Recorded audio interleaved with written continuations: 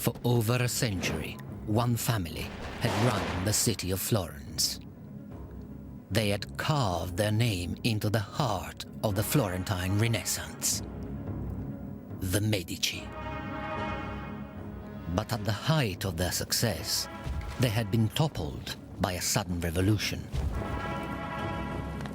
Now, two cousins, raised as brothers, struggled to resurrect the supremacy of their family and regain control of Florence. Giovanni and Giulio de' Medici would aim for the ultimate power, the papacy. They would press into their service the greatest artist of all time. Michelangelo Buonarroti would redefine all fields of artistic achievement. But he would watch in fear as the Medici split the church in two and drove Florence, Rome, and Europe to the brink of collapse.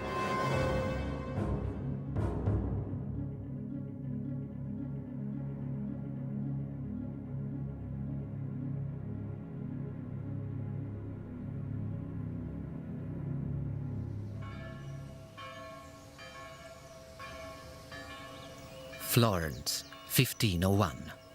Home of the Italian Renaissance for nearly 200 years, it is a city at the heart of an artistic revolution.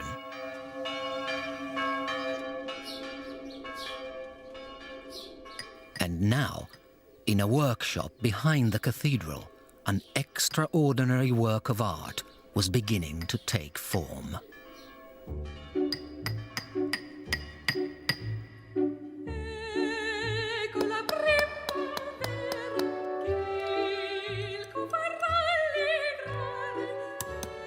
A single 13-foot block of marble had stood for 35 years waiting for a sculptor brave enough to take on the challenge.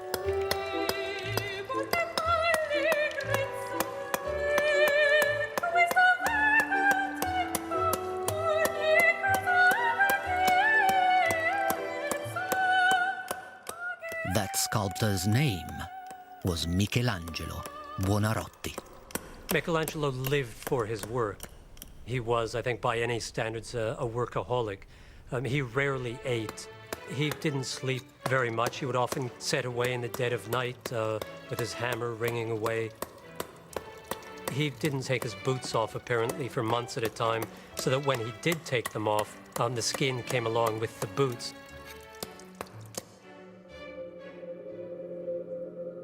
The colossal project would take nearly 3 years to complete.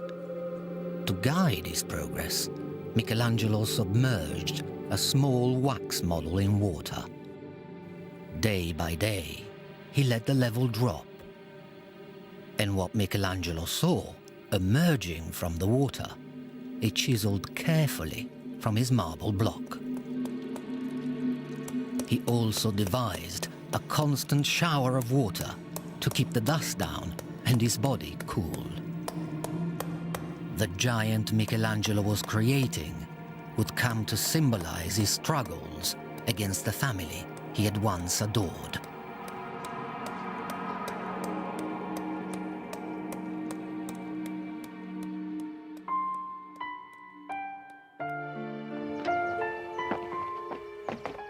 "15 years earlier, the sculptor had been adopted into the greatest family in Florence. Michelangelo had moved in with the Medici.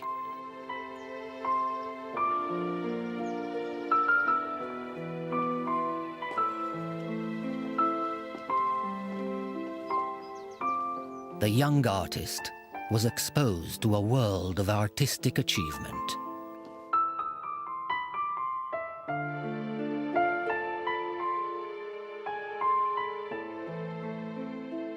This single dynasty had nurtured the greatest artists of the Florentine Renaissance. But every work of art produced in their name served a greater purpose: the promotion of the Medici brand. Their patronage declared the power of a family that controlled all of Florence.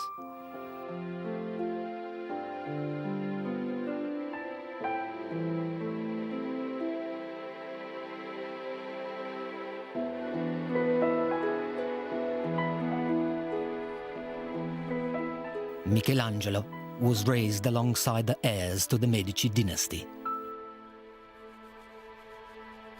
And he watched as Giovanni de' Medici was prepared for life in the church.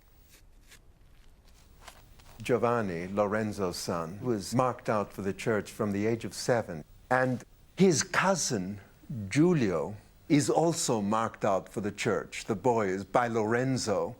And the two are, as it were, brought up together. But peace in the Medici home would be short-lived.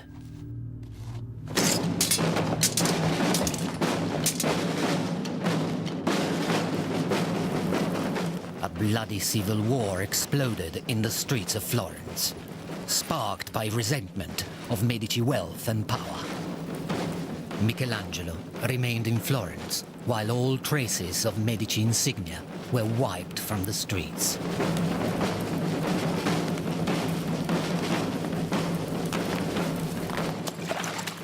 And the heirs to this once great dynasty were cast into exile.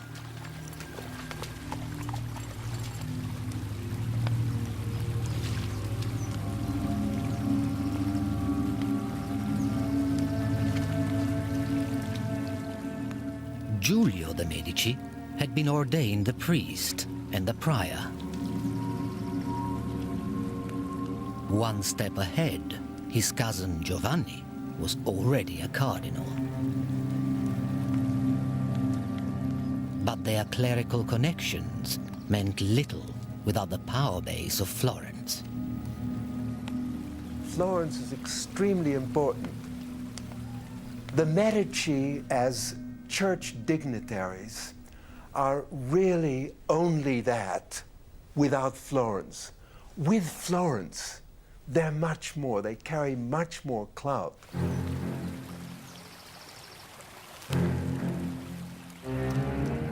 But the city of Florence had placed a price on both their heads.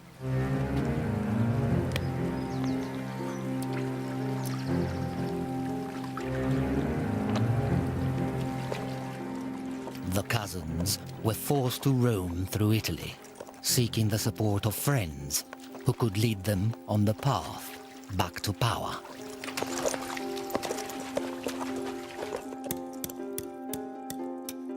In Florence, Michelangelo had shrugged off his association with the exiled Medici, and now his masterpiece was nearing completion.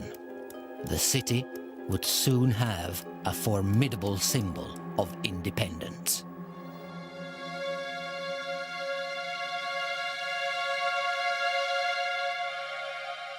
On the 25th of January, 1504, Michelangelo felt ready to expose his work to the scrutiny of the outside world.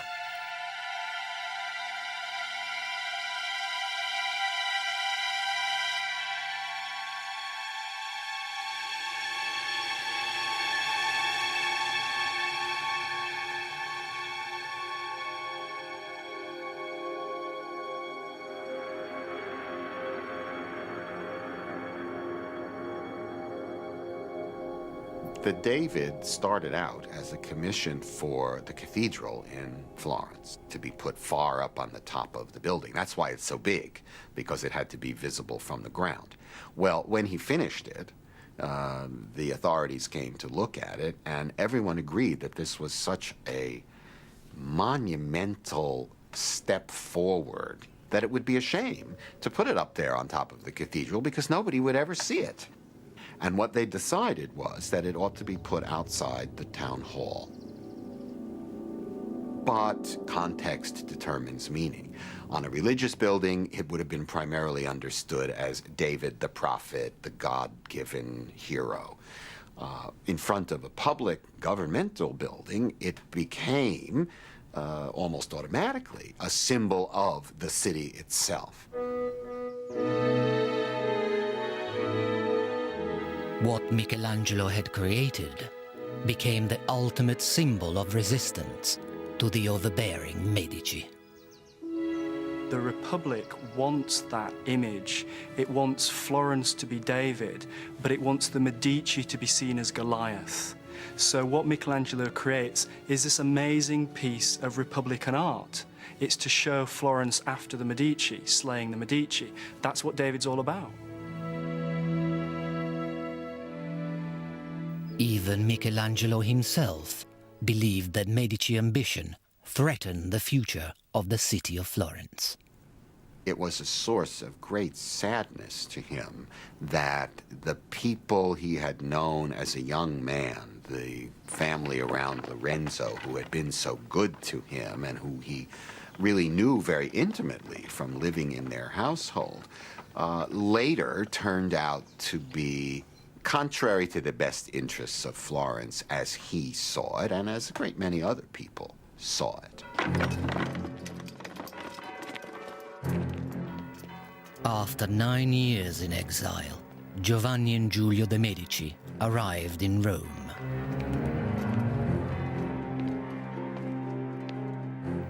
They took their case to the highest level of the church.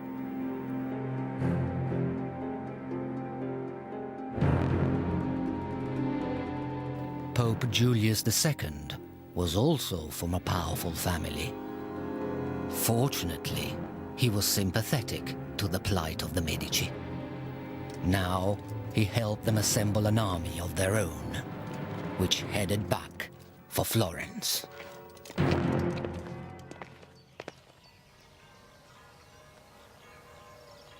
In the absence of the Medici, the city had embraced a new spirit of independence.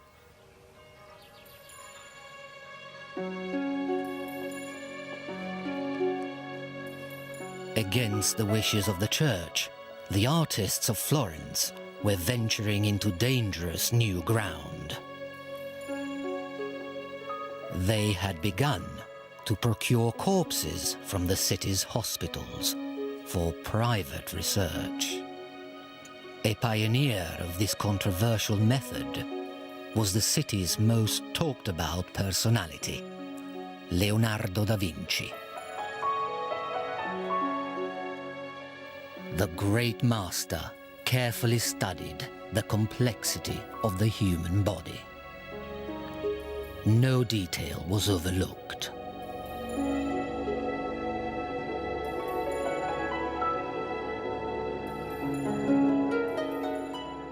Leonardo was famed throughout Europe as the greatest artist of his time. But he knew there was another contender for his title, Michelangelo. And with the city under threat of invasion, the rival artists were brought face to face for an exercise in civic pride.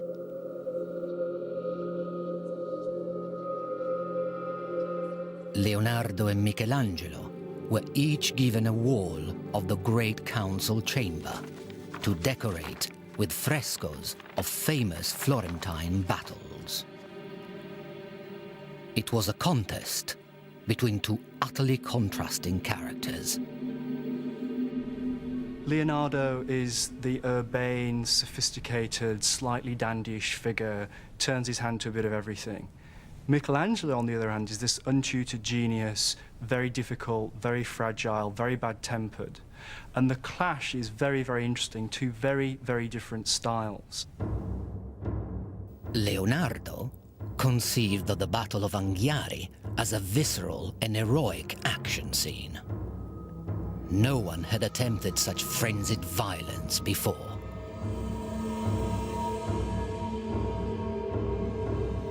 By contrast, Michelangelo's Battle of Cascina expressed panic on a very human scale.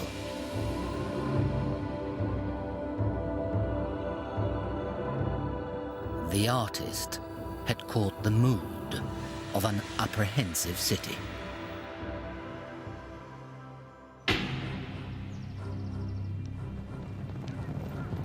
By 1512, Thousands of heavily armed soldiers were inside the borders of Tuscany and closing in on Florence. They were shadowed by the Medici cousins, determined to reclaim their city.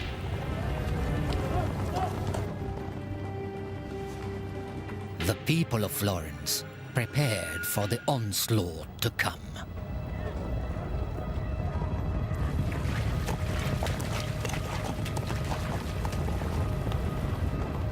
But they knew they were hopelessly outnumbered. The leaders of the city called on their chief advisor, a political genius who had guided the Republic since the expulsion of the Medici. His name was Niccolò Machiavelli. Machiavelli was a single-minded patriot determined to defend the city from Medici dictatorship. Now he set to work.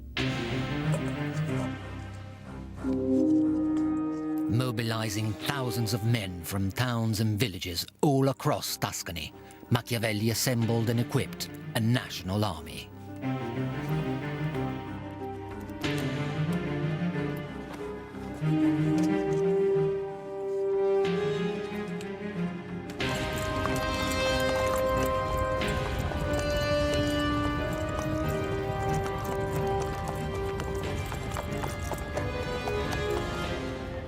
The papal soldiers were carving a bloody path through Italy. Soon, they reached Prato, a fortified town just outside Florence.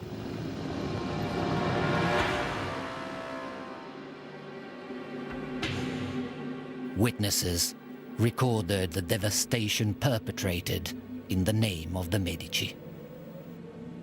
They broke through the wall and began to race through the town, where there was no longer any resistance, but only cries, violence, blood, and killing. Machiavelli's soldiers stood no chance. The sack of Prato was a bloodbath.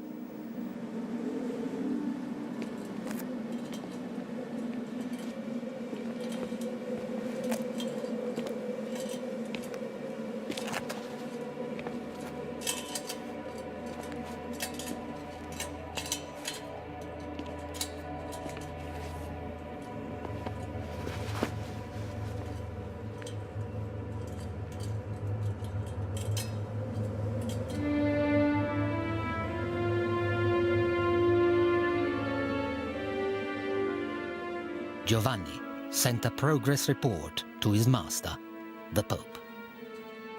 The capture of Prato, so speedily and cruelly achieved, although it has given me pain, will at least serve as an example and a deterrent to the others. The massacre of Prato had the intended effect.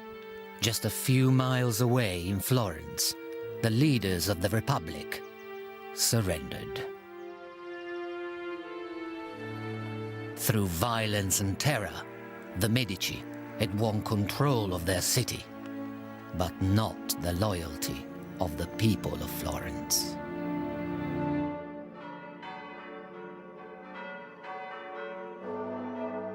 Before long, Giovanni received dramatic news.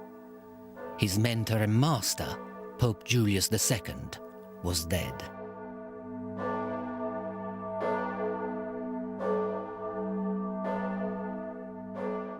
In time-honored tradition, the cardinals were all called to Rome. It was their job to elect a new pope. Cardinals would meet in the latrines to plot about who was going to be elected. And I think there is a lot of that on one hand, favors to be exchanged under the table, plotting, networking, but there is also a higher level, a more international level. The Medici were definitely more welcomed as potentially new popes because of their already established international profile. After a whole week of deliberation, the cardinals were still undecided, but the reduction of the daily meal to a single unappetizing dish finally focused their thoughts. And the most senior cardinal, Giovanni, would cast the deciding vote. And it was his privilege to announce the winner. From now on, Cardinal Giovanni de' Medici would be known as Papa Leone X, Pope Leo X.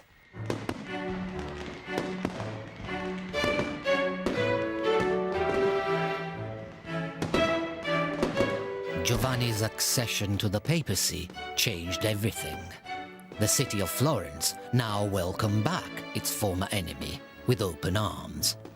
We should not forget that this is a deeply Christian culture, and any city would have easily forgotten any guilt of any type and forgiven the person if this person would have occupied the position of the papacy. It's a kind of prestige and an honor for the city.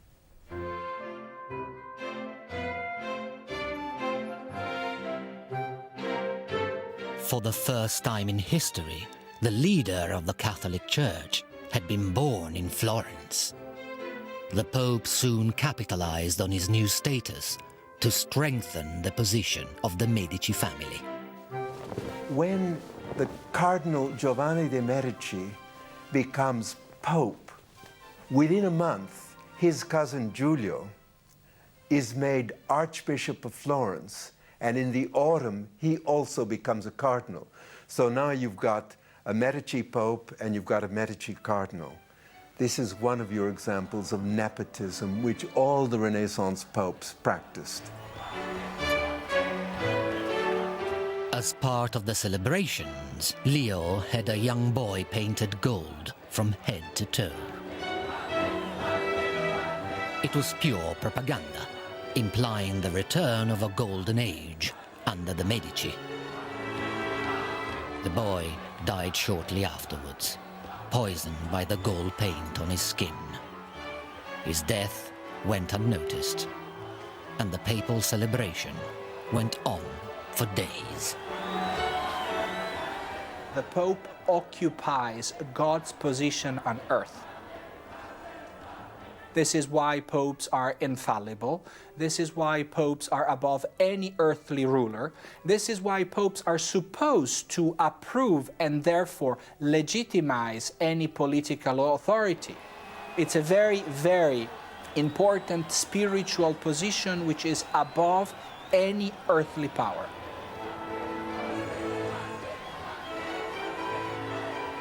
Giovanni was a fun lover. He loved drinking, he loved hunting. The moment he was made Pope, he wrote a letter to one of his brothers saying, "God has given the papacy to us, let us enjoy it."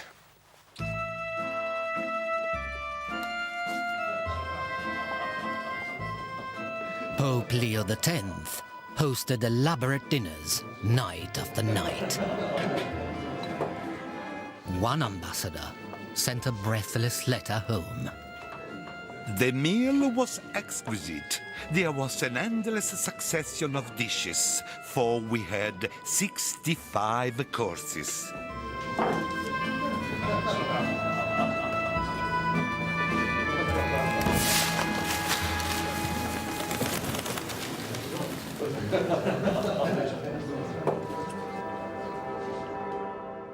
Giovanni de' Medici had risen higher than any of his ancestors.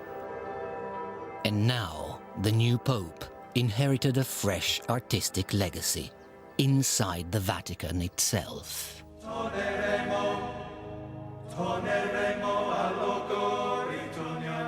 For 4 years, Michelangelo had toiled on a major commission in Rome. The late Pope Julius II had commanded him to paint the ceiling of the papal chapel inside the Vatican. But the ceiling of the Sistine Chapel was 1,000 meters square. Michelangelo was convinced he was doomed to fail.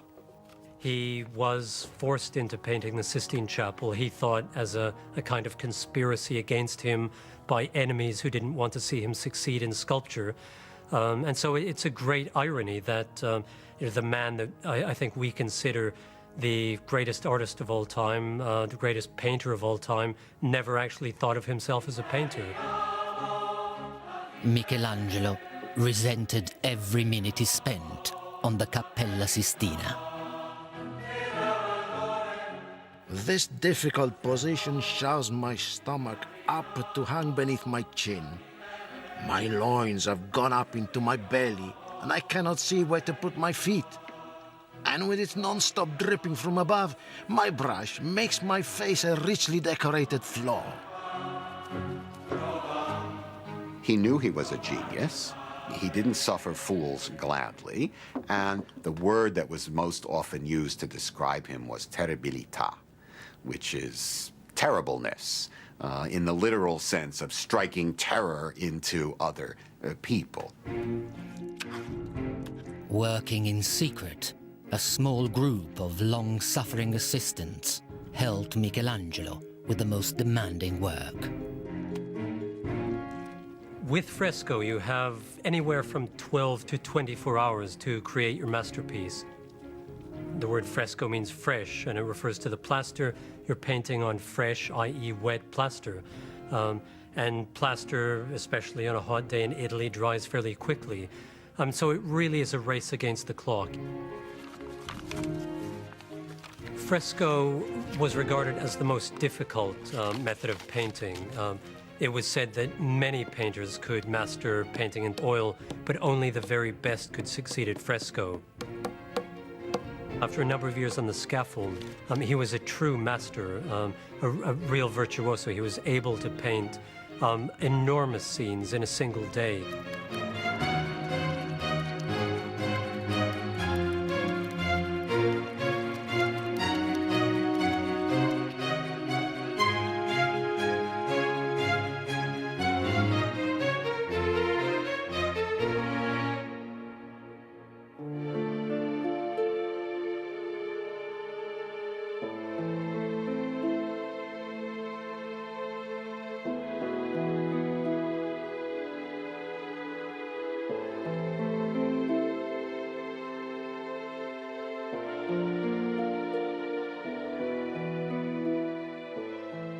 Michelangelo covered the ceiling with around 300 figures and stories from the Bible, among them the flood, the origin of the stars, and the creation of Adam.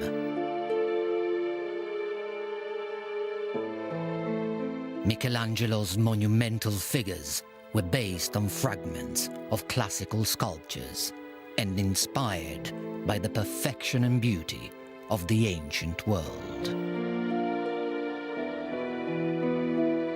Out of reluctance and frustration, Michelangelo had crafted brilliance, arguably the greatest work of art of the Renaissance.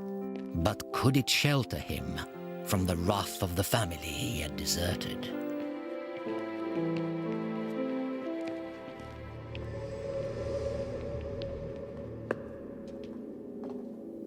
Michelangelo was always very fearful for his political life. He would take to his heels at the faintest whiff of gunpowder. He was fearful of reprisals against him because he, of course, had found himself in with the regime that replaced the Medicis.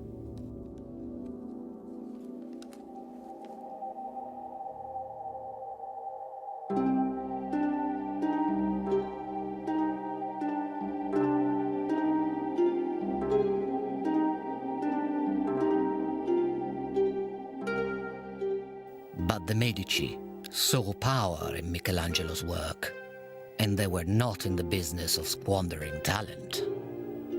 Now, they made him an offer he dared not refuse.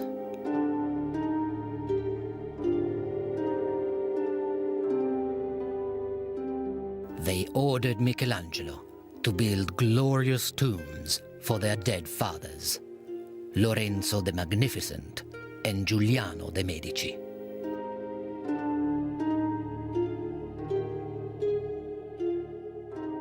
It was the most ambitious work in marble Michelangelo had undertaken since the David.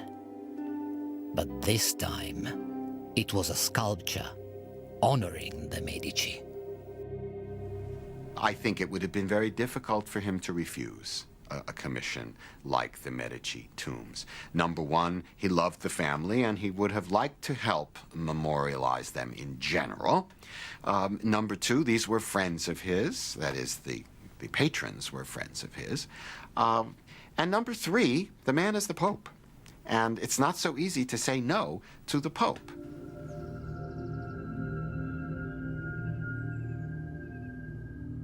The authority of Pope Leo X was stamped across Florence. Everyone knew that their future lay in his hands. Even Machiavelli, who had once defended Florence against the Medici, now lobbied hard for a job inside Leo's regime.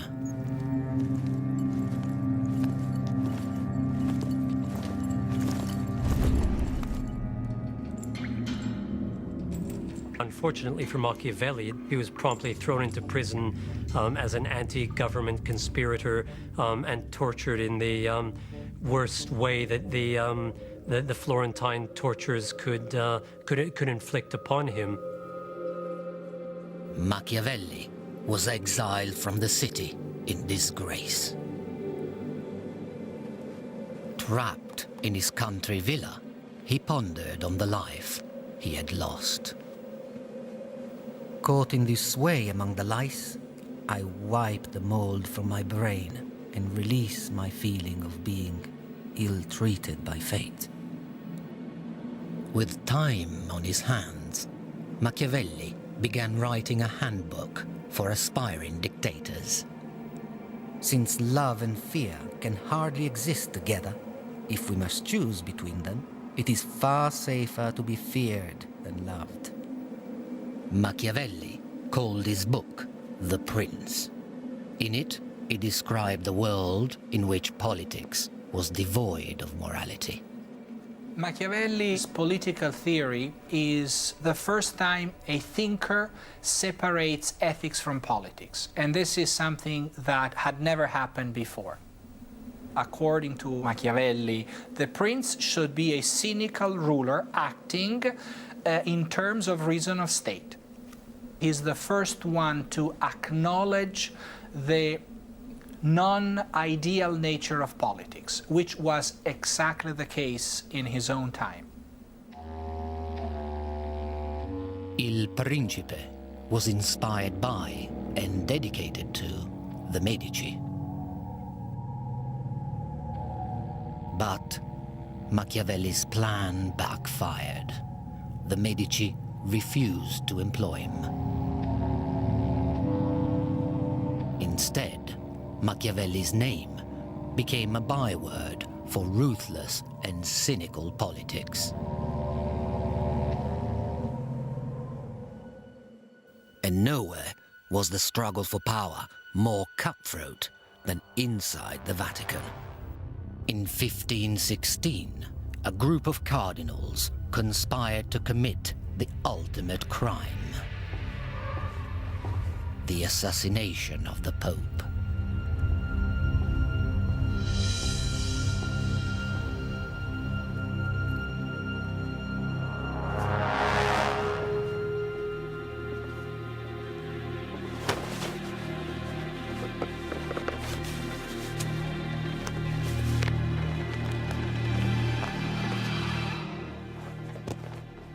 But Leo had been warned of the conspiracy to kill him, and he would have the conspirators killed instead.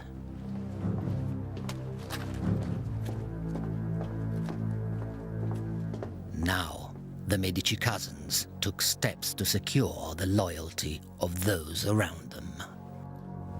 It's putting people in positions of power and authority who are related to the family. So brothers as well as cousins, sons, through marriage. It's a complete infiltration. It's a classic mafia move. It's to take over every single sphere from top to bottom of how the papacy was run. And the Medici are good at this. They have a track record of doing it, and this is precisely what they do with the papacy. Leo created hundreds of new jobs in the Vatican and sold them to those he could trust. And he needed the money. Because within just 1 year of his extravagant lifestyle, he had emptied the papal coffers. Soon, Leo X owed money to every bank in Rome. Behind the scenes, Giulio was pawning the papal jewels. So Leo turned to the source of income only available to the Pope himself, the sale of forgiveness. He started selling what are called papal indulgences. And these are basically pieces of paper which give you remission from sins. So if you've been naughty in some respect, the Pope would sell you an indulgence which would remit your sins, it would cleanse your sins. Leo wasn't the first Pope to sell indulgences, but he sold them on an unparalleled scale. And his tariff was affordable to even the poorest man.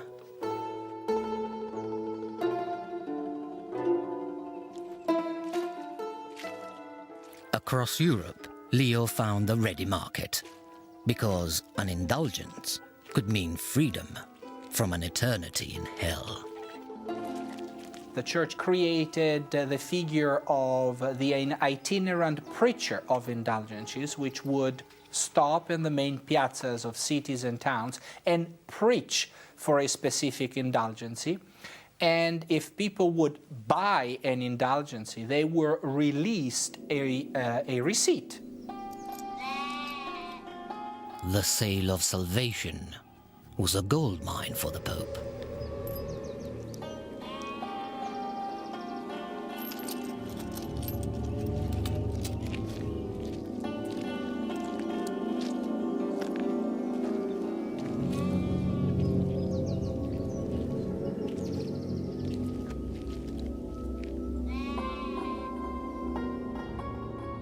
An indulgence could even be bought on behalf of the dead, so that their soul might be sped on its journey to heaven.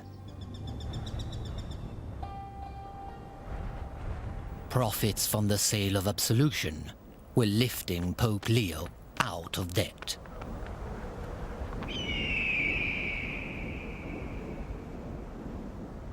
But for one man, a German monk named Martin Luther, they were a step too far.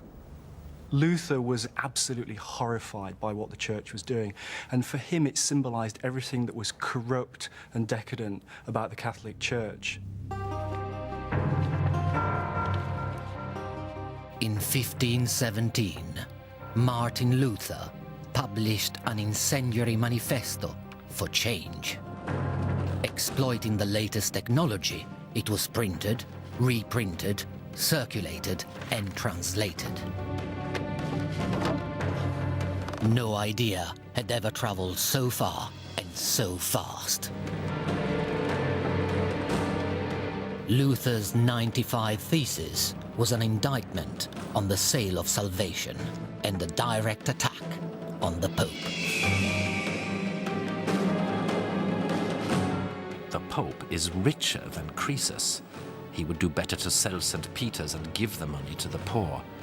When money clinks in the money chest, it can only increase greed and avarice. Those who believe they can be certain of salvation because they have bought indulgences will be eternally damned.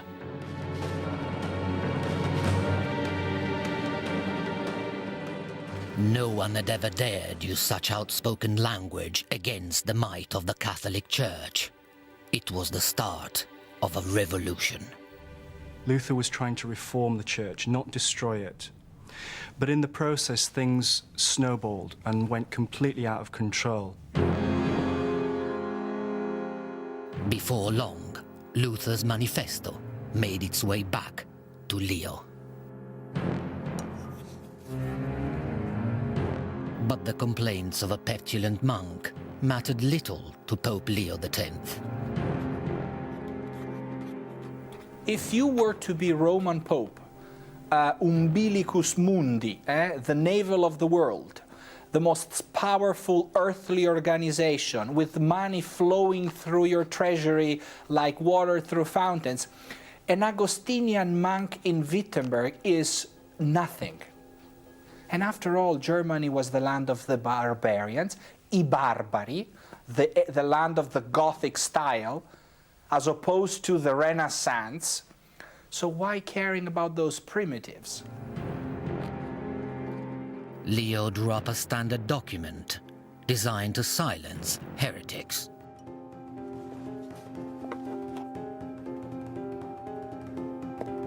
The bull of excommunication condemned Luther to hell. The Pope is able to decide for the redemption of every human being. So being excommunicated by a Pope implies being denied access to heaven. And if you are Christian, I think you care a lot about that.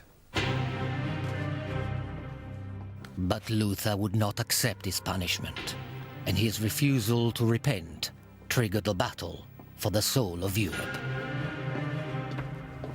The Protestant Reformation was a revolution. It's one of the most important things that happens in the Renaissance, and it split the church in two.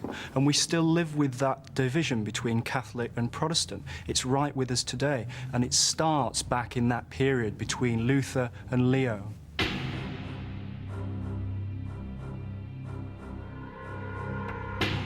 But the Pope would not live to fight his battle with Luther. In 1521, Leo X suddenly died. The high-rolling Medici pontiff had been killed by a simple winter chill. His cousin Giulio was left to deal with the mounting problem. And within 2 years, Giulio de' Medici was crowned Pope Clement VII. The new pope inherited a continent in crisis. The fallout from Luther's Reformation now brought furious armies to the gates of Rome itself. Rome was the city of pilgrims, was the city where St. Peter was buried, was the seat of the Pope. No one would have ever imagined in Western Christianity that anyone would have dared to consider pillaging and destroying Rome. It was simply città sacra, a sacred city, and you don't sack a sacred city. But to the men surrounding Rome, there was nothing that remained sacred about the Catholic Church. Many were followers of Luther, now fueled by deep religious hatred. Most of the soldiers were of German origin and nationality, therefore Lutherans. So they considered Rome as the new Babylon, the new city of sin, which is the seat of the Antichrist.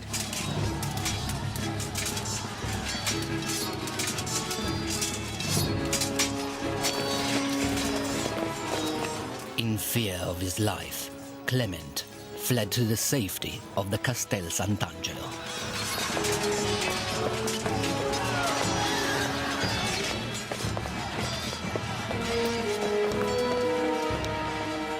And his fears were justified.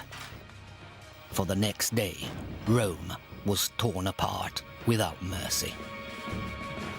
They break in and they ravage the city. They rape, they hold people to ransom, they destroy buildings, they violate sacred buildings, and they keep Clement VII caged into his Castel Sant'Angelo.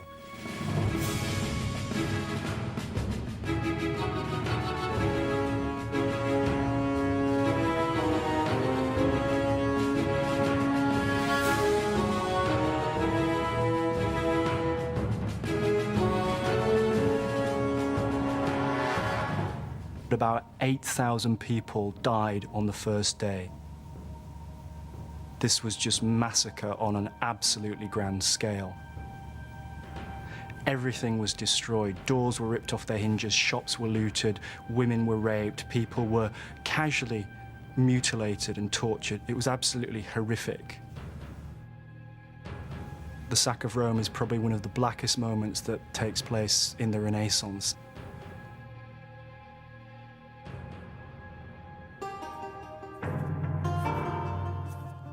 After 7 months on the siege, Clement perfected his plan for escape. Changing his robes for rags, he had the papal jewels removed from their settings, and all the gold melted down.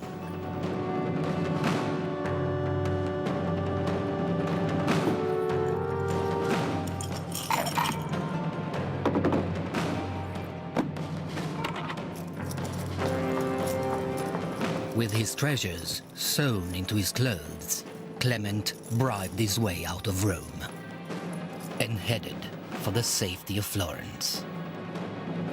But news traveled faster than the Pope. Inspired by reports from Rome, enemies of the Medici in Florence were already running riot. They attack what symbolizes that regime. And they attack the buildings, which are the embodiments of that authority. So for the Medici supporters in Florence, that week was a week of total blind fury. The rioters struck without discrimination.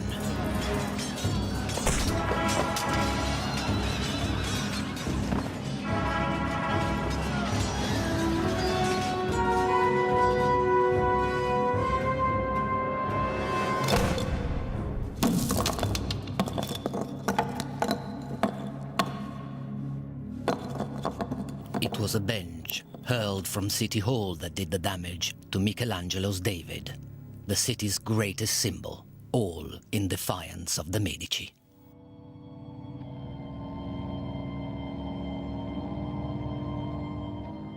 In the wake of the chaos, Pope Clement VII stood poised to attack Florence.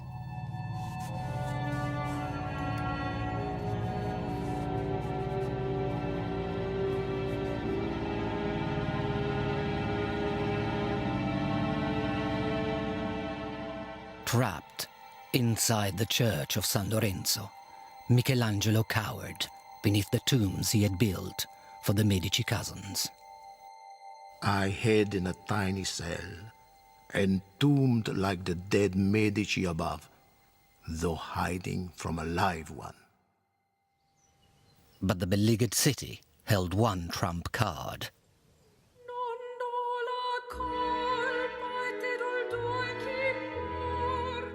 Captive inside Florence was the last legitimate heir to the Medici line.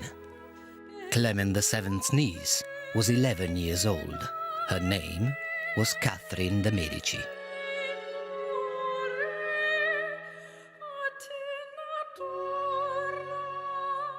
Clement famously called her "my pearl beyond price," but he knew precisely what she was worth to the Medici family.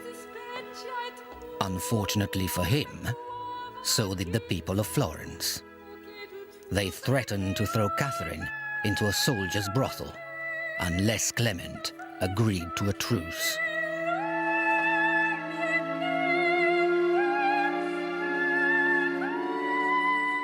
And Clement called off his troops, for he had plans for Catherine de' Medici.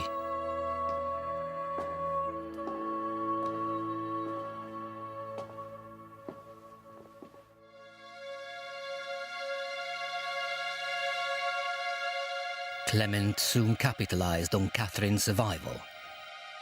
Within a few years, he married her off to the son of the French king. She was only 14. The unrest which her uncles had unleashed now traveled with her. Under the reign of Queen Catherine de' Medici, religious hate would soon infect France as well.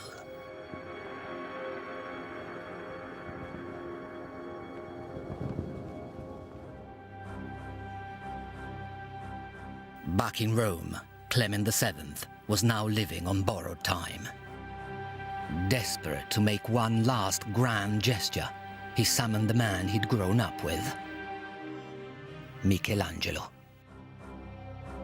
A massive fresco inside the Vatican would mark the completion of Michelangelo's work for the Medici popes. But it would also reflect his mood towards his patrons. Over the altar of the Sistine Chapel, Michelangelo chose to portray the Last Judgment.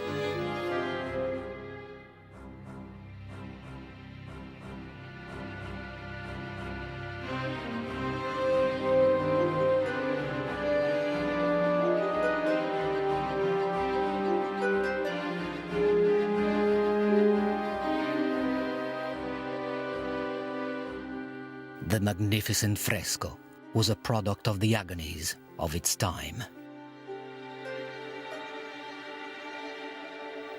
This is one of the most tragic periods for the history of Europe. So art could not be anymore a mere representation of natural beauty as it had been in the Renaissance because of the dramatic events which were typical of that time period. The Last Judgment commissioned to Michelangelo probably expresses a lot of this feeling of oppression and anxiety which was typical of the time. Those are not happy people. You see those bodies are twisted and suffering, and you cannot paint people who are happy and serene and smiling with beautiful landscapes in the background. It's like the transition from Impressionism to Expressionism. Impressionism is serenity, flowers, beauty, bucolic nature. Expressionism is dramatic. Expressionism is unbearably violent as an art.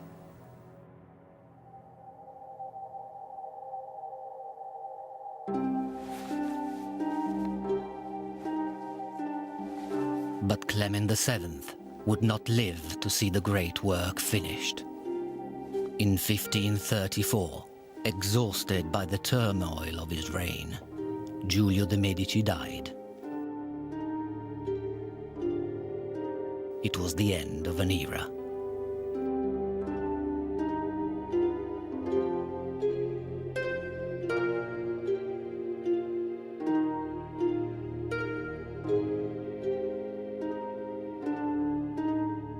The corrupt, disastrous reign of the Medici popes was over.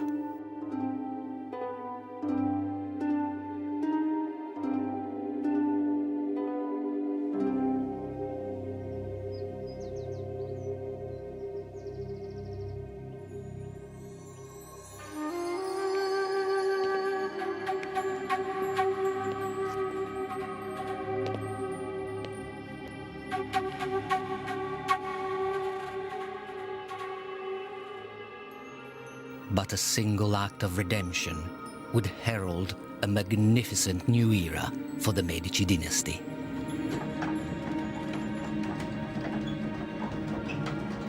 Future generations would take the Renaissance beyond the realm of art and sculpture and change man's understanding of the universe forever.